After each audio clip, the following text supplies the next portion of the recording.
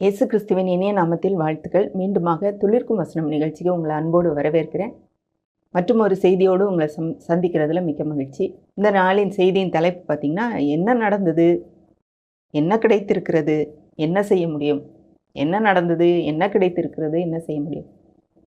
இது எதன் அடிப்படையில்னு பார்த்திங்கன்னா, கிறிஸ்துவின் சிலுவை மரணமும் அவருடைய உயிர்த்தெழுதலும் ஒரு பெரிய மாற்றத்தை இந்த உலகத்துக்கு கொண்டு வந்துருச்சு. அதை நம்பி ஏற்று விசுவாசித்த ஒவ்வொருவருக்குள்ளும் ஒரு பெரிய மாற்றத்தை ஏற்படுத்தி இருக்கிறது. அப்போ அது என்ன நடந்து, அந்த மாற்றம் என்ன, அந்த மாற்றம் எனக்கு என்ன நடப்பித்தது, அதன் மூலமாக எனக்கு என்ன கிடைத்திருக்கிறது, நமக்கு விசுவாசிகளாகிய நமக்கு என்ன கிடைத்திருக்கிறது, அதன் மூலமாக நாம் என்ன செய்ய முடியும் அப்படிங்கிறது தான் இன்றைக்கி படிக்க போகிறோம். அதாவது புதிய உடன்படிக்கையை ஏற்படுத்தி இருக்கிறார் இயேசு கிறிஸ்துவின் மரணத்தின் மற்றும் உயிர்த்தெழுதல் மூலமாக தேவன் நம்மோடு. அந்த புதிய உடன்படிக்கையினாலே நமக்கு கிடைக்கிற ஆசீர்வாதங்கள், நமக்கு கிடைத்த மாற்றங்கள், அதனால் நாம் என்ன செய்ய முடியும்ன்ற காரியத்தை தான் இன்றைக்கி நம்ம பார்க்க போகிறோம். அது வசனங்களும் அறிக்கையுமாக தான் இருக்க போகுது. இது புதிய உடன்படிக்கை விசுவாச அறிக்கை இன்னைக்குள்ள செய்தி. அதனால் நான் வசனங்களை வாசிப்பேன், அதுக்குரிய அறிக்கையை சொல்லுவேன்.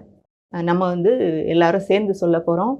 இது முக்கியமாக நமக்கு தேவையான ஒன்று. ஏன்னா விசுவாசிகளாகிய நமக்கு என்ன நடந்திருக்குது, நம்முடைய ஆவியில் என்ன மாற்றம் நடந்திருக்கிறது, தேவன் சிலுவையிலே அவருடைய குமாரனாகிய இயேசு கிறிஸ்துவை பாடு மரணத்துக்கு உட்படுத்தினதுனாலே நமக்கு என்ன நடந்திருக்கிறது, நமக்கு என்ன கிடைத்திருக்கிறது, இதன் மூலமாக நம்ம என்ன செய்ய முடியுன்றதை அறியாது இருக்கிறதுனாலே வாழ்க்கையில் தோல்வியையும் ஏமாற்றத்தையும் நம்ம அடைஞ்சிட்ருக்கோம். பிசாசின் மேலே நமக்கு வெற்றி இல்லை. உலகத்தில் சூழ்நிலைகளினாலே நம்ம சோர்ந்து போயிடுறோம்.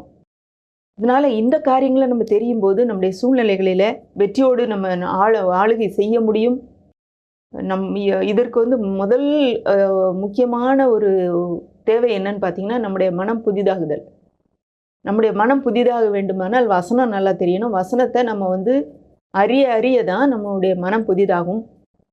சத்தியத்தை அறிவீர்கள், சத்தியம் உங்களை விடுதலையாக்கும். அந்த அறிகிற அறிவு தான் நமக்கு விடுதலையை கொடுக்கும். நமக்கு இருக்கிற காரியங்களே நமக்கு புரிய செய்யும். அதனால தான் அதுக்குரிய வசனங்களை இன்றைக்கி நான் உங்களுக்கு சொல்ல போகிறேன். நம்ம அறிக்கையாக தான் இதை சொல்ல போகிறோம்.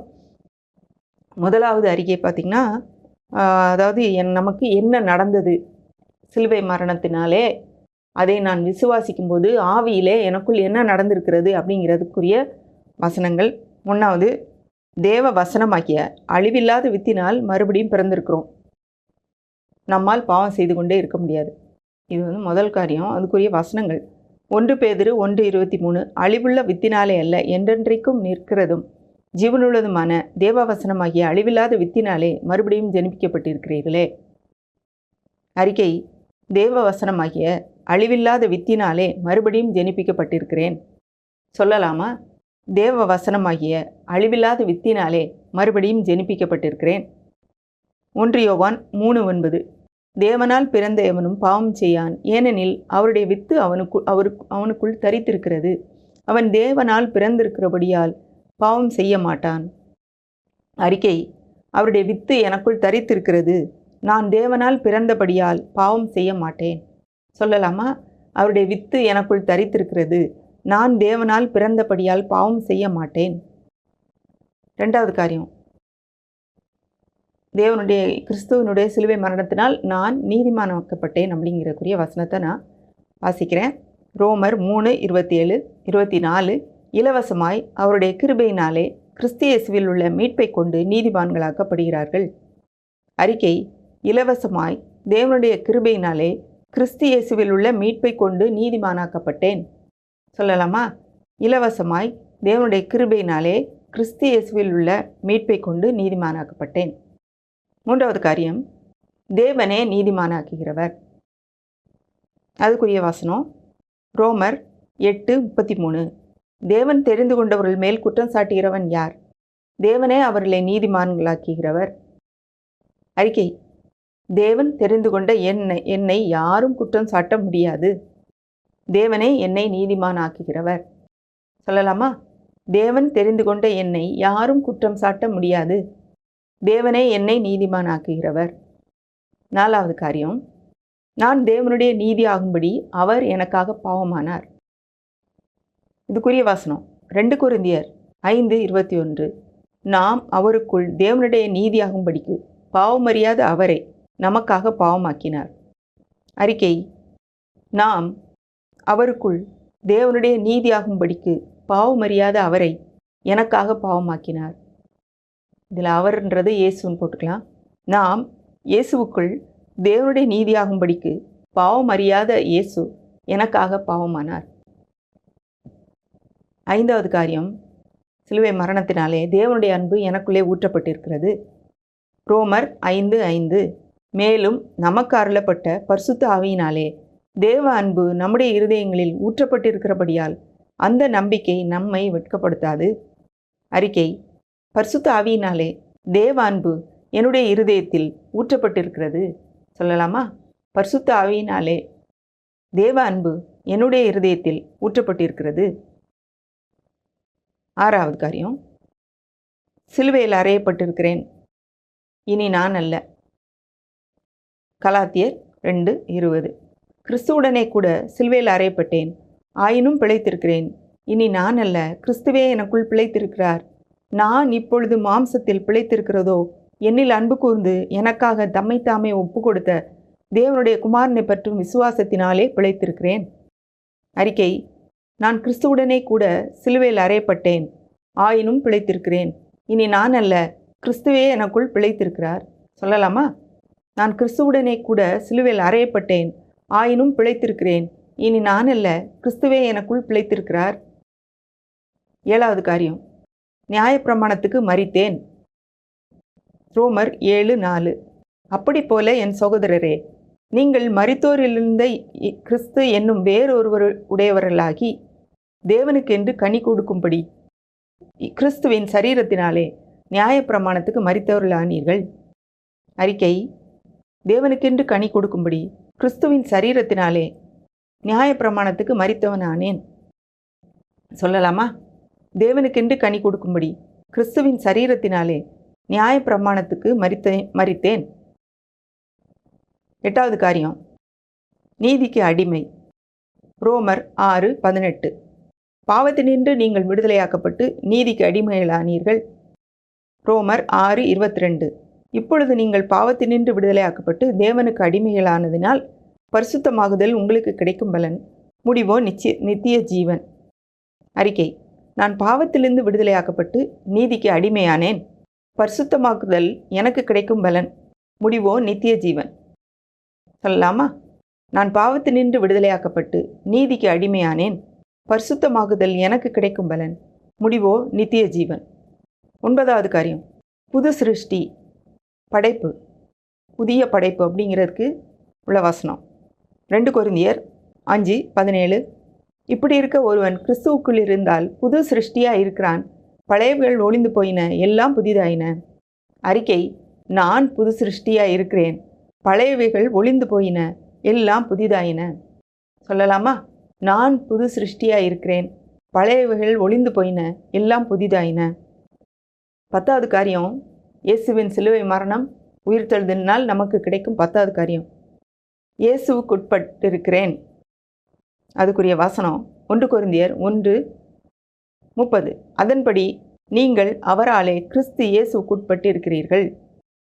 அறிக்கை, நான் கிறிஸ்து இயேசுவுக்குட்பட்டிருக்கிறேன். சொல்லலாமா? நான் கிறிஸ்து இயேசுவுக்குட்பட்டிருக்கிறேன். 11வது காரியம், சமீபமானேன். நம்ம அவருக்கு பக்கத்தில் இருக்கோம். இப்போ எபேசியர் 2:13. முன்னே தூரமாயிருந்த நீங்கள் இப்பொழுது கிறிஸ்து இயேசுவுக்குள் கிறிஸ்துவின் இரத்தத்தினாலே சமீபமானீர்கள். அறிக்கை, நான் கிறிஸ்து இயேசுவுக்குள் கிறிஸ்துவின் இரத்தத்தினாலே சமீபமானேன். சொல்லலாமா? நான் கிறிஸ்து இயேசுவுக்குள் கிறிஸ்துவின் இரத்தத்தினாலே சமீபமானேன். 12வது காரியம், அவர் என்னை உயிர்ப்பித்திருக்கிறார். எபேசியர் 2:1. அக்கிரமங்களினாலும் பாவங்களினாலும் மரித்திருந்த என்னை உயிர்ப்பித்தார், மரித்தவர்களாயிருந்த உங்களை உயிர்ப்பித்தார். அறிக்கை, அக்கிரமங்களினாலும் பாவங்களினாலும் மரித்திருந்த என்னை உயிர்ப்பித்தார். சொல்லலாமா? அக்கிரமங்களினாலும் பாவங்களினாலும் மரித்திருந்த என்னை உயிர்ப்பித்தார். 13வது காரியம், தேவனால் உண்டாயிருக்கிறேன். 1 யோவான் 5:19. நாம் தேவனால் உண்டாயிருக்கிறோம் என்றும் உலகம் முழுவதும் பொல்லாங்கனுக்குள் கிடக்கிறதென்றும் அறிந்திருக்கிறோம். அறிக்கை, நான் தேவனால் உண்டாயிருக்கிறேன். சொல்லலாமா? நான் தேவனால் உண்டாயிருக்கிறேன். முதல் பகுதி முடிஞ்சிருச்சு. நமக்கு என்ன நடந்தது அப்படிங்கிறத பற்றி நம்ம பார்த்துருக்குறோம். இனிமேல் இதனால் எனக்கு என்ன பலன், இதனால் எனக்கு என்ன கிடைச்சிருக்கு அப்படிங்கிறத நம்ம பார்க்க போகிறோம். முதல் காரியம், அதில் நாம் பாவங்களுக்கு செத்து நீதிக்கு பிழைத்திருக்கிறோம். நமக்கு சுகம் கிடைத்திருக்கிறது. அதாவது சுகமாகுதல். இப்போ இயேசுவின் சிலுவை மரணம் மற்றும் உயிர்த்தெழுதினாலே எனக்கு கிடைத்திருக்கிறது. இந்த உடன்படிக்கையினாலே எனக்கு அது உரிமை. அதுக்குரிய வசனம் 1 பேதுரு 2:24. நாம் பாவங்களுக்கு செத்து நீதிக்கு பிழைத்திருக்கும்படி அவர் தாமே தமது சரீரத்திலே நம்முடைய பாவங்களை சிலுவையின் மேல் சுமந்தார். அவருடைய தழும்புகளால் குணமானீர்கள். அறிக்கை, நான் பாவங்களுக்கு செத்து நீதிக்கு பிழைத்திருக்கும்படிக்கு அவர் தாமே தமது சரீரத்திலே என்னுடைய பாவங்களை சிலுவையின் மேல் சுமந்தார். அவருடைய தழும்புகளால் குணமானேன். சொல்லலாமா? நான் பாவங்களுக்கு செத்து நீதிக்கு பிழைத்திருக்கும்படி அவர் தாமே தமது சரீரத்திலே என்னுடைய பாவங்களை சிலுவையின் மேல் சுமந்தார். அவருடைய தழும்புகளால் குணமானேன். அடுத்தது ஆளுகை.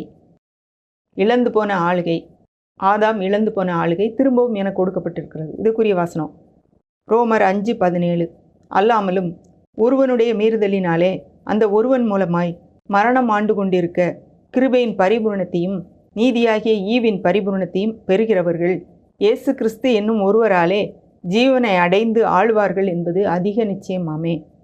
அறிக்கை, இயேசு கிறிஸ்து என்னும் ஒருவராலே ஜீவனை அடைந்து ஆளுவேன் என்பது அதிக நிச்சயம். சொல்லலாமா? இயேசு கிறிஸ்து என்னும் ஒருவராலே ஜீவனை அடைந்து ஆளுவேன் என்பது அதிக நிச்சயம். 3வது காரியம், ஆக்கினை தீர்ப்பு இல்லை. நமக்கு ஏதோ தண்டனை இருக்குது அப்படிங்கிற ஒரு பயம் தேவையில்லை. வசனம் ரோமர் 8:1. ஆனபடினால் கிறிஸ்து இயேசுவுக்கு உட்பட்டவர்களாய் இருந்து மாம்சத்தின்படி நடவாமல் ஆவியின்படியே நடக்கிறவர்களுக்கு ஆக்கினை தீர்ப்பு இல்லை. அறிக்கை, ஆவியின்படி நடக்கிற எனக்கு ஆக்கினை தீர்ப்பு இல்லை. சொல்லலாமா? ஆவியின்படி நடக்கிற எனக்கு ஆக்கினை தீர்ப்பு இல்லை. 4வது காரியம், நாம் பிள்ளை, சுதந்திரன், வாரிசு. நான் ஏதோ ஒன்றும் இல்லாதவன், அடிமை, அப்படி கிடையாது. ரோமர் 8:17. நாம் பிள்ளைகளானால் சுதந்திரரும் ஆமே, தேவனுடைய சுதந்திரரும் கிறிஸ்துவுக்கு உடன் சுதந்திரரும் ஆமே. கிறிஸ்துவுடனே கூட நாம் மகிமைப்படும்படிக்கு அவருடனே கூட பாடுபட்டால் அப்படியாகும். அறிக்கை, நான் பிள்ளை, எனவே தேவனுடைய சுதந்திரரும் கிறிஸ்துவுக்கு உடன் சுதந்திரரும் ஆனேன். சொல்லலாமா? நான் பிள்ளை, எனவே நான் தேவனுடைய சுதந்திரரும் கிறிஸ்துவுக்கு உடன் சுதந்திரரும் ஆனேன். கலாத்தியர் 4:7. ஆகையால் இனி நீ அடிமையாயிராமல் புத்திரனாய் இருக்கிறாய். நீ புத்திரனே ஆனால் கிறிஸ்து மூலமாய் தேவனுடைய சுதந்திரனுமாய் இருக்கிறாய். அறிக்கை, கிறிஸ்து மூலமாய் தேவனுடைய சுதந்திரனாய் இருக்கிறேன். சொல்லலாமா? கிறிஸ்து மூலமாய் தேவனுடைய சுதந்திரனாய் இருக்கிறேன். ரோமர் 8:5. அந்தப்படி திரும்பவும் பயப்படுகிறதற்கு நீங்கள் அடிமைத்தனத்தின் ஆவியை பெறாமல் அப்பா பிதாவே என்று கூப்பிடப்படுகிற புத்திர சுவிகாரத்தின் ஆவியை பெற்றீர்கள். கலாத்தியர் 3:26. நீங்கள் எல்லாரும் கிறிஸ்து இயேசுவை பற்றும் விசுவாசத்தினால் தேவனுடைய புத்திரராய் இருக்கிறீர்களே. கலாத்தியர் 4:6. மேலும் நீங்கள் புத்திரராய் இருக்கிறபடினால் அப்பா பிதாவே என்று கூப்பிடத்தக்கதாக தேவன் தம்முடைய குமாரனுடைய ஆவியை உங்கள் இருதயங்களில் அனுப்பினார். அறிக்கை, கிறிஸ்து இயேசுவை பற்றும் விசுவாசத்தினாலே தேவனுடைய புத்திரனாய் இருக்கிறேன். சொல்லலாமா? கிறிஸ்து இயேசுவை பற்றும் விசுவாசத்தினாலே தேவனுடைய புத்திரனாய் இருக்கிறேன். 20வது காரியம், கொலோசியர் 1:12. ஒளியில் உள்ள பரிசுத்தவான்களுடைய சுதந்திரத்தில் பங்கடைவதற்கு நம்மை தகுதியுள்ளவராக்கினவரும். அறிக்கை, பரிசுத்தவான்களுடைய சுதந்திரத்தில் பங்கடைவதற்கு நான் தகுதியாய் இருக்கிறேன். சொல்லலாமா? பரிசுத்தவான்களுடைய சுதந்திரத்தில் பங்கடைவதற்கு நான் தகுதியாய் இருக்கிறேன். 5வது காரியம், ஞானம், நீதி, பரிசுத்தம், மீட்பு எல்லாம் எனக்கு கிடைச்சிருக்கு. இதுக்குரிய வசனம் 1 கொரிந்தியர் 1:31. அவரே தேவனால் நமக்கு ஞானமும் நீதியும் பரிசுத்தமும் மீட்புமானார். அறிக்கை, அவரே தேவனால் எனக்கு ஞானமும் நீதியும் பரிசுத்தமும் மீட்புமானார். 6வது காரியம், கிறிஸ்துவின் சிந்தை. 1 கொரிந்தியர் 2:16. கர்த்தருக்கு போதிக்கத்தக்கதாக அவருடைய சிந்தையை அறிந்தவன் யார்? எங்களுக்கோ கிறிஸ்துவின் சிந்தை உண்டாயிருக்கிறது. அறிக்கை, எனக்கு கிறிஸ்துவின் சிந்தை உண்டாயிருக்கிறது. சொல்லலாமா? எனக்கு கிறிஸ்துவின் சிந்தை உண்டாயிருக்கிறது. 7வது காரியம், எல்லா வரங்களும் எனக்கு கொடுக்கப்பட்டிருக்கிறது. 1 கொரிந்தியர் 1:7. அப்படியே நீங்கள் யாதொரு வரத்திலும் குறைவில்லாதவர்களாய் நம்முடைய கர்த்தராகிய இயேசு கிறிஸ்து வெளிப்படுவதற்கு காத்திருக்கிறீர்கள். அறிக்கை, நான் யாதொரு வரத்திலும் குறைவில்லாதவன். சொல்லலாமா? நான் யாதொரு வரத்திலும் குறைவில்லாதவள். 8வது காரியம், நாம் தேவனுடைய பண்ணை மாளிகை. 1 கொரிந்தியர் 3:9. நாங்கள் தேவனுக்கு உடன் வேலையாட்களாய் இருக்கிறோம். நீங்கள் தேவனுடைய பண்ணையும் தேவனுடைய மாளிகையுமாய் இருக்கிறீர்கள். அறிக்கை, நான் தேவனுடைய பண்ணையும் மாளிகையுமாய் இருக்கிறேன். சொல்லலாமா? நான் தேவனுடைய பண்ணையும் மாளிகையுமாய் இருக்கிறேன். 9வது காரியம், சரீரமானது பரிசுத்த ஆவியினுடைய ஆலயமாக இருக்கிறது. நம்முடைய உடல் தேவனுடைய பரிசுத்த ஆவியினுடைய ஆலயமாக இருக்குது. அதுக்குரிய வசனம் 1 கொரிந்தியர் 6:19.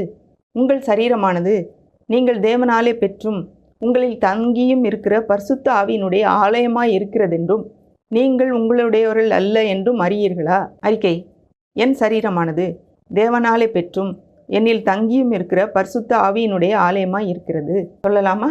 என் சரீரமானது தேவனாலே பெற்றும் என்னில் தங்கியும் இருக்கிற பரிசுத்த ஆவியினுடைய ஆலயமாய் இருக்கிறது. 10வது காரியம், கர்த்தரோடே ஒரே ஆவியாய் இருக்கிறோம். இதெல்லாம் எவ்வளோ ஆச்சரியமான ஒரு உண்மை பாருங்க. 1 கொரிந்தியர் 6:17. அப்படியே கர்த்தரோடு இசைந்திருக்கிறவனும் அவருடனே ஒரே ஆவியாய் இருக்கிறான்.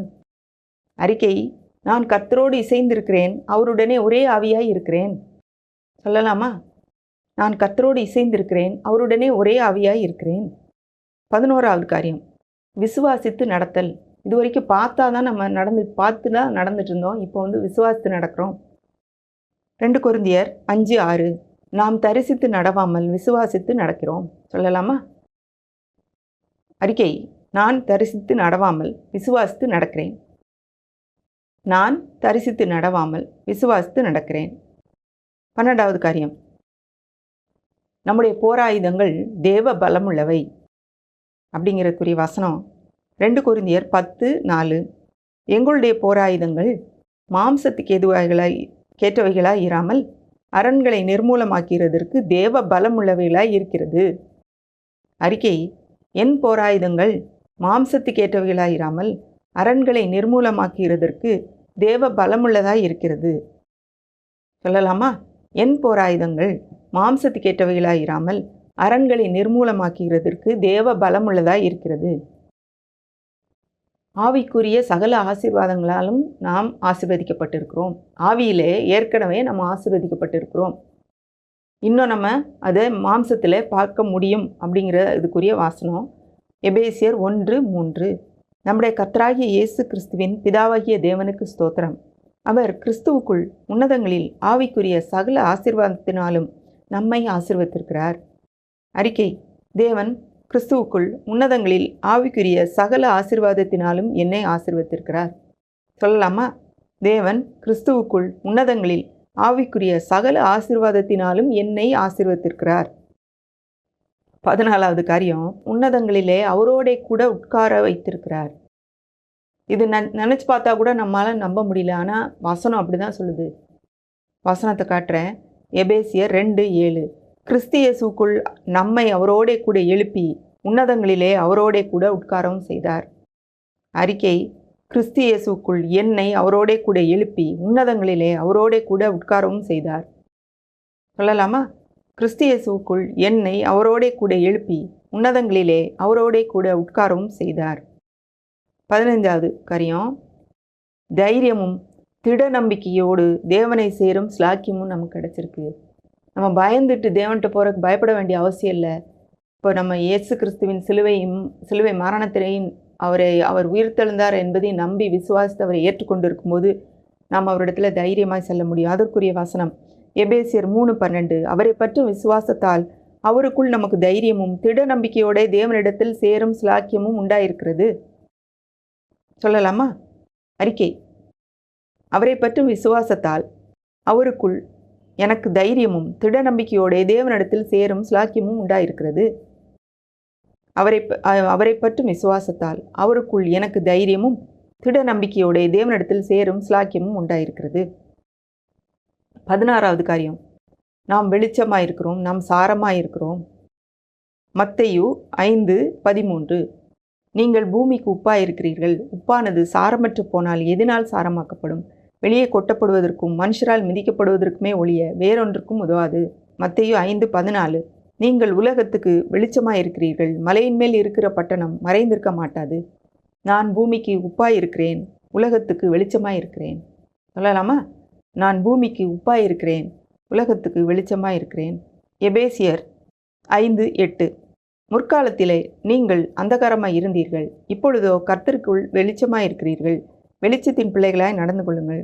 நான் கர்த்தருக்குள் வெளிச்சமாயிருக்கிறேன். 1 தெசலோனிக்கேயர் 5:5. நீங்கள் எல்லாரும் வெளிச்சத்தின் பிள்ளைகளும் பகலின் பிள்ளைகளுமாய் இருக்கிறீர்கள். நாம் இரவுக்கும் இருளுக்கும் உள்ளானவர்கள் அல்லவே. கொலோசியர் 1:13. இருளின் அந்தகாரத்திலிருந்து நம்மை விடுதலையாக்கி நம்மை தமது அன்பின் குமாரனுடைய ராஜ்யத்துக்கு உட்படுத்தினவருமாய் இருக்கிற பிதாவை ஸ்தோத்திரிக்கிறோம். அறிக்கை. இருளின் அதிகாரத்திலிருந்து என்னை விடுதலையாக்கி தமது அன்பின் குமாரனுடைய ராஜ்யத்துக்கு என்னை உட்படுத்தி இருக்கிறார். சொல்லுவோமா? இருளின் அதிகாரத்திலிருந்து என்னை விடுதலையாக்கி தமது அன்பின் குமாரனுடைய ராஜ்யத்துக்கு உட்படுத்தி இருக்கிறார். 17வது காரியம், நாம் விசேஷமானவர்கள். மத்தேயு 10:31. ஆதலால் பயப்படாதிருங்கள், அநேகம் அடைக்கலான் குருவிகளை பார்க்கலும் நீங்கள் விசேஷித்தவர்களாய் இருக்கிறீர்கள். அறிக்கை. நான் விசேஷித்தவன், நான் விசேஷித்தவள். 18வது காரியம், நாம் தேவனுடைய வீட்டார். எனக்கு யாரும் இல்லை, எனக்கு குடும்பமே இல்லை அப்படின்னு சொல்கிறதுக்கு வழியே இல்லை. எபேசியர் 2:19. ஆகையால் நீங்கள் இனி அந்நியரும் பரதேசிகளுமாய் இராமல் பரிசுத்தவான்களோடே ஒரே நகரத்தாரும் தேவனுடைய வீட்டாருமாய் இருந்து. இதுக்குரிய அறிக்கை. நான் இனி அந்நியரும் பரதேசியும் அல்ல. சொல்லுவோமா? இனி நான் அந்நியனும் பரதேசியும் அல்ல, பரிசுத்தவான்களோடே ஒரே நகரத்தாரும் தேவனுடைய வீட்டாருமாய் இருக்கிறேன். 19வது காரியம், தேவனுடைய சாயலாக சிருஷ்டிக்கப்பட்ட புதிய மனுஷன் நான். எபேசியர் 4:22. அந்தப்படி முந்தின நடக்கைக்குரிய மோசம் போக்கும் இச்சைகளினாலே கெட்டுப்போகிற பழைய மனுஷனை நீங்கள் களைந்து போட்டு உங்கள் உள்ளத்தில் புதிதான ஆவியுள்ளவர்களாகி மெய்யான நீதியிலும் பரிசுத்தத்திலும் தேவனுடைய சாயலாக சிருஷ்டிக்கப்பட்ட புதிய மனுஷனை தரித்து கொள்ளுங்கள். கொலோசியர் 3:10. தன்னை சிருஷ்டித்தவருடைய சாயலுக்கு ஒப்பாய் பூரண அறிவடையும்படி புதிதாக்கப்பட்ட புதிய மனுஷனை தரித்து கொண்டிருக்கிறீர்களே. அறிக்கை. நான் மெய்யான நீதியிலும் பரிசுத்தத்திலும் தேவனுடைய சாயலாக சிருஷ்டிக்கப்பட்ட புதிய மனுஷனை தரித்து கொண்டிருக்கிறேன். சொல்லாமா? நான் மெய்யான நீதியிலும் பரிசுத்தத்திலும் தேவனுடைய சாயலாக சிருஷ்டிக்கப்பட்ட புதிய மனுஷனை தரித்து கொண்டிருக்கிறேன். 20வது காரியம், நாம் பரிபூர்ணமாக இருக்கிறோம், நம்மில் எந்த குறைவும் இல்லை. கொலோசியர் 2:9-10. ஏனென்றால் தேவத்துவத்தின் பரிபூர்ணமெல்லாம் சரீர பிரகாரமாக அவருக்குள் வாசமாக இருக்கிறது. மேலும் சகல துரைத்தனங்களுக்கும் அதிகாரத்துக்கும் தலைவராயிருக்கிற அவருக்குள் நீங்கள் பரிபூர்ணம் உள்ளவர்களாய் இருக்கிறீர்கள். அறிக்கை. அவருக்குள் நான் பரிபூர்ணம் உள்ளவள், அவருக்குள் நான் பரிபூர்ணம் உள்ளவன். 21. ரட்சிப்படைவதற்கென்று நியமிக்கப்பட்டிருக்கிறேன். நம்ம கெட்டு போகிறதுக்கு நியமிக்கப்பட்டவர்கள் அல்ல, ரட்சிப்படைவதற்கு நியமிக்கப்பட்டிருக்கிறோம். 1 தெசலோனிக்கேயர் 5:9. தேவன் நம்மை கோபாக்கினைக்கென்று நியமிக்காமல் தம்முடைய கர்த்தராகிய இயேசு கிறிஸ்துவின் மூலமாக ரட்சிப்படைவதற்கென்று நியமித்தார். நம்முடைய அறிக்கை. நான் கோபாக்கினைக்கென்று நியமிக்கப்படாமல் ரட்சிப்படைவதற்கென்று நியமிக்கப்பட்டிருக்கிறேன். சொல்லலாமா? நான் கோபாக்கினைக்கென்று நியமிக்கப்படாமல் ரட்சிப்படைவதற்கென்று நியமிக்கப்பட்டிருக்கிறேன். 22வது காரியம், என் ஜீவன் கிறிஸ்துவுடனே தேவனுக்குள் மறைந்திருக்கிறது. இதுக்குரிய வசனம் கொலோசியர் 3:3. ஏனென்றால் நீங்கள் மரித்தீர்கள், உங்கள் ஜீவன் கிறிஸ்துவுடனே தேவனுக்குள் மறைந்திருக்கிறது. இதுக்குரிய அறிக்கை. என் ஜீவன் கிறிஸ்துவுடனே தேவனுக்குள் மறைந்திருக்கிறது. சொல்லலாமா? என் ஜீவன் கிறிஸ்துவுடனே தேவனுக்குள் மறைந்திருக்கிறது. 23. பலமும் அன்பும் தெளிந்த புத்தியுள்ள ஆவி நமக்கு கொடுக்கப்பட்டிருக்கிறது. 2 தீமோத்தேயு 1:7. தேவன் நமக்கு பயமுள்ள ஆவியை கொடாமல் பலமும் அன்பும் தெளிந்த புத்தியுமுள்ள ஆவியை கொடுத்திருக்கிறார். அறிக்கை: தேவன் எனக்கு பயமுள்ள ஆவியை கொடாமல் பலமும் அன்பும் தெளிந்த புத்தியுமுள்ள ஆவியை கொடுத்திருக்கிறார். சொல்லாமா? தேவன் எனக்கு பயமுள்ள ஆவியை கொடாமல் பலமும் அன்பும் தெளிந்த புத்தியுமுள்ள ஆவியையே கொடுத்திருக்கிறார். 24வது, நம்ம அவருடைய ஜனம், நாம் இரக்கம் பெற்றவர்கள். 1 பேதுரு 2:10, முன்னே நீங்கள் தேவனுடைய ஜனங்களாய் இருக்கவில்லை, இப்பொழுதோ அவருடைய ஜனங்களாய் இருக்கிறீர்கள். முன்னே நீங்கள் இரக்கம் பெறாதவர்களாய் இருந்தீர்கள், இப்பொழுதோ இரக்கம் பெற்றவர்களாய் இருக்கிறீர்கள். அறிக்கை: நான் அவருடைய ஜனம், நான் இரக்கம் பெற்றிருக்கிறேன். சொல்லலாமா? நான் அவருடைய ஜனம், நான் இரக்கம் பெற்றிருக்கிறேன். 28, பொல்லாங்கனை நான் ஜெயித்திருக்கிறேன், நான் பிதாவை அறிந்திருக்கிறேன். 1 யோவான் 2:13-14, பிதாக்களே, ஆதி முதல் இருக்கிறவரை நீங்கள் அறிந்திருக்கிறதுனால் உங்களுக்கு எழுதுகிறேன். வாலிபரே, பொல்லாங்கனை நீங்கள் ஜெயித்திருக்கிறதுனால் உங்களுக்கு எழுதுகிறேன். பிள்ளைகளே, நீங்கள் பிதாவை அறிந்திருக்கிறதுனால் உங்களுக்கு எழுதுகிறேன். பிதாக்களே, ஆதி முதல் இருக்கிறவரை நீங்கள் அறிந்திருக்கிறதுனால் உங்களுக்கு எழுதியிருக்கிறேன். வாலிபரே, நீங்கள் பலவான்களை இருக்கிறதுனாலும் வேத வசனம் உங்களில் நிலைத்திருக்கிறதுனாலும் நீங்கள் பொல்லாங்கனை ஜெயித்ததினாலும் உங்களுக்கு எழுதியிருக்கிறேன். அறிக்கை: ஆதி முதல் இருக்கிறவரை நான் அறிந்திருக்கிறேன், பொல்லாங்கனை நான் ஜெயித்திருக்கிறேன், நான் பிதாவை அறிந்திருக்கிறேன். சொல்லாமா? ஆதி முதல் இருக்கிறவரை நான் அறிந்திருக்கிறேன், பொல்லாங்கனை நான் ஜெயித்திருக்கிறேன், நான் பிதாவை அறிந்திருக்கிறேன். 26வது, அவர் இருக்கிற பிரகாரமாக நானும் இவ்வுலகத்தில் இருக்கிறேன். அப்படிங்கிறதுக்கு இந்த உலகத்தில் அவர் எப்படி இருக்கிறாரோ அதே மாதிரி இருக்கிறோமா? தேவனை மாதிரியே இருக்கிறோம்.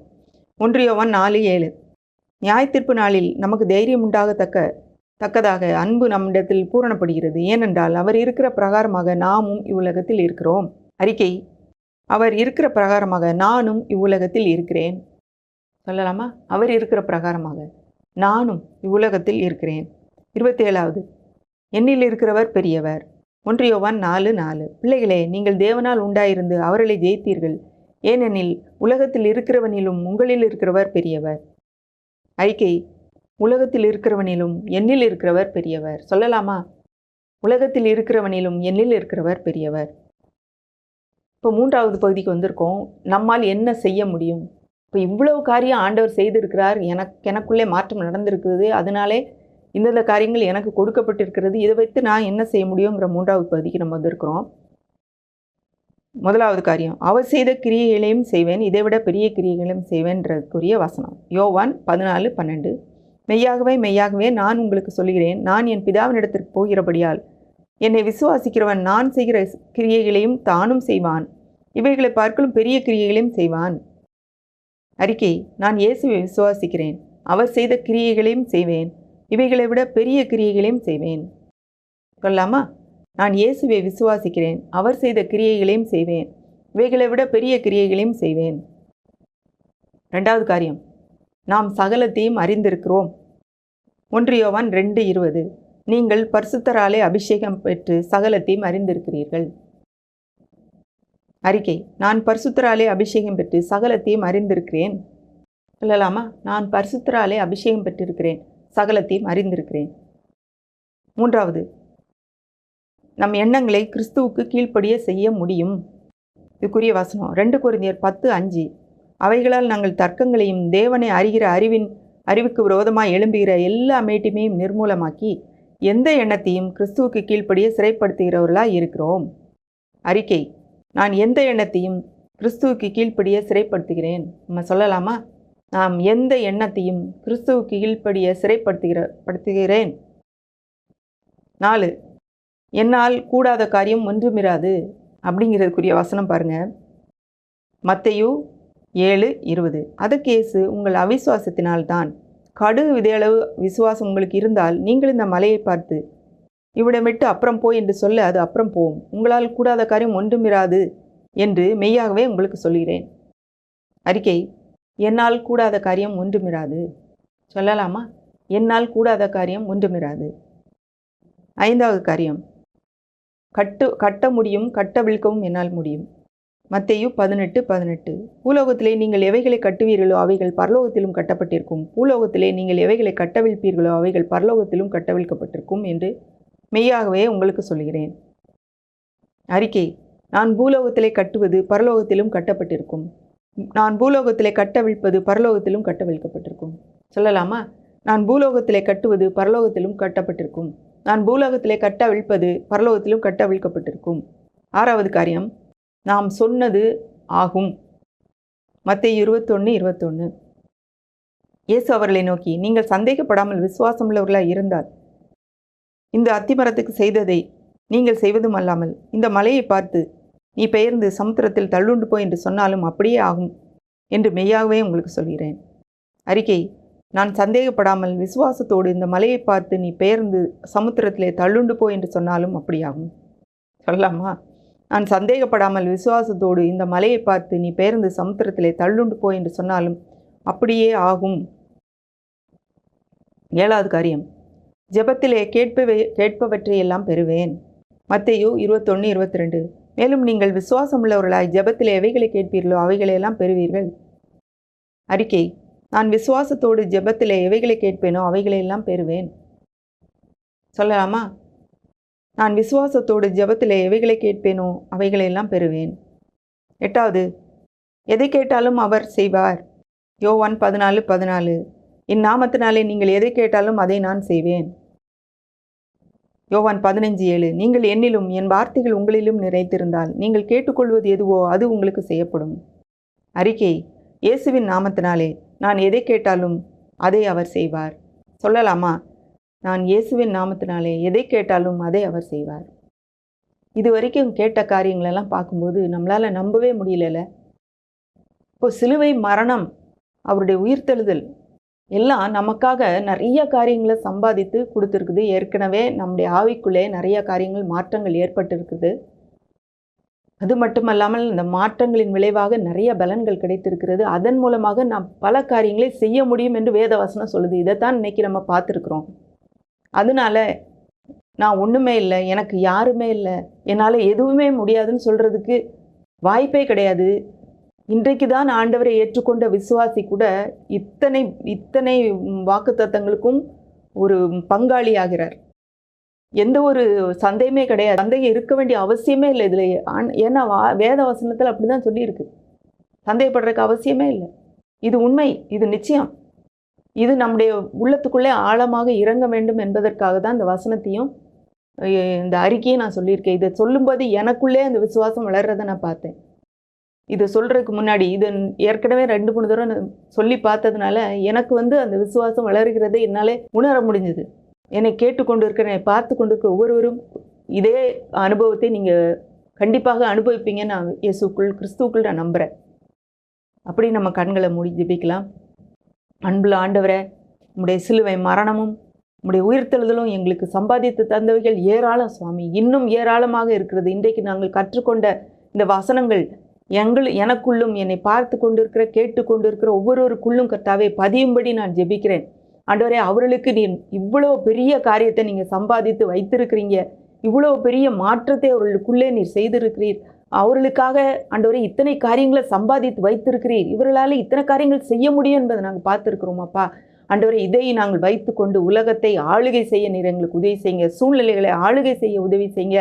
ஆண்டவரே, இந்த உலகத்திலே நாங்கள் கட்ட வேண்டியவைகளை கட்டவும், கட்டவிழ்க்க வேண்டியவைகளை கட்டவிழ்க்கவும், உடைய ராஜ்யத்தை இந்த உலகத்துக்கு கொண்டு வரவும், ஆண்டவரே அதை நிலைநாட்டவும் நீர் எங்களுக்கு உதவி செய்யும்படி ஜெபிக்கிறோம். இந்த வசனங்களுக்காக நன்றி. அவைகள் ஆவியாயும் ஜீவனுமாய் இருக்கிறது. அவைகள் கர்த்தாவே மாறாதவைகள் என்பதை நாங்கள் இந்த நேரத்தில் நாங்கள் உணர்ந்திருக்கிறோம். அவைகள் சத்தியம், அவைகள் மாறாது. தொடர்ந்து கர்த்தாவே இந்த வார்த்தைகள் எங்கள் வாழ்க்கையிலே ஆண்டவரே கிரியை செய்யும்படி எங்களை நாங்களே அர்ப்பணிக்கிறோம். எங்களை ஆசீர்வதியும் வழி நடத்தும். இயேசுவின் மூலம் கேட்கிறோம் பிதாவே, ஆமென்.